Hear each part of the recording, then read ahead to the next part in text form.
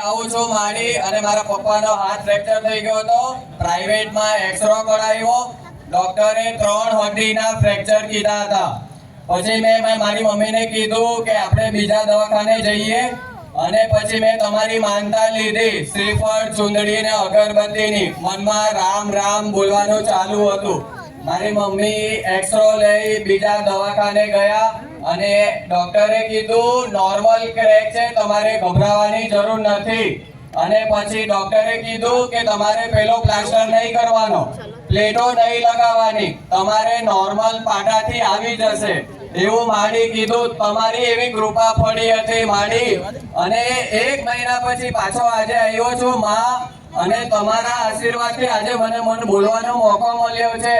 રામ માડી રામ, મારી ચામુંડના રામ. તારી પાસે જાજુ કશું નહીં જોતું, બસ માં તારા આશીર્વાદ જોઈએ છે માં. બોલે રામ. રામ માડી રામ.